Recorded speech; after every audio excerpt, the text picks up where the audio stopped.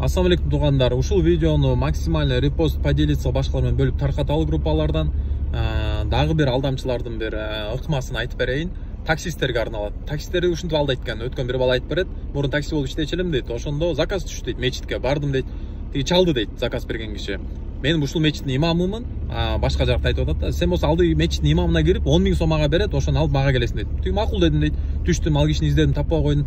Чалсам, ал тиги мечитке кетип калган окшойт деп. Тиги мечитке жөн. Ошондо эки үч мечит айдатты дейт. Анан келатты дейт. Анан ошондо мен ойлонуп отмена кылдым дейт да. Анан бул мындай болмокта. Мен досум айтып берген мурун.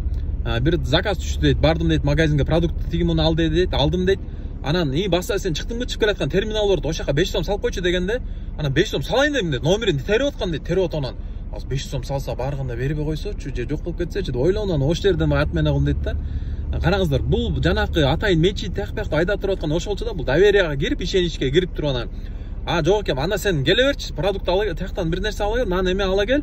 Анан келатып 5 сом, 1000 сом эмеге салып кой, анан калган бүт акчаны бияктан берем демек да, до конца тиги алданып айдап жүрө берген болсочу. Ансыгындай достор ушинтип алдайт экен. Таксистер балким алданып калган болсоңуздар комментарийлерге жазыңыздар, ушундай учурлар болгон болсо. Анткени өткөндө жана кооператив жөнүндө видео чыгарсам, түм эле ошол канча алдап, канча $1000 салып алдангандарына ошону жазганда өз көзүм менен көргөндө анан действительно бул ушундай турбайбы деп ишенет экенсиң да. Ошон үчүн ушундай ыкмалар көп экен. Особенно караңыздар, бул алдамчылар динди жабынып, мечитке айдатып, ушундай бир азыр ислам дини өнүгүп атат, алхамдулилла, элдер ишенип атат намаз окуган эмелерге. Жана ошондон баягы орусча айтканда пользуются они, ушундан бир эме таба алды деп, кереше таба алды деп, ушундай бир ыкмаларды тагып чыгып атат да. Ошончо алданбайлы, бир нерсе кылар да, кеңешели. Кыргызда бекер сөз айтылбаса керек, кеңешип кескен бармак оорубайт депчи. Ушуну билбей атсаңыз, тажрыйба алуу таксиде иштеп жүргөндөр чала калыңыз, дос тааныш байкеңизге ушундай болот, кандай дейсиң дегенде анан ал өзүнүн эмелерин түшүндүрүп берет да. Ошон үчүн алданып калбайлы туугандар.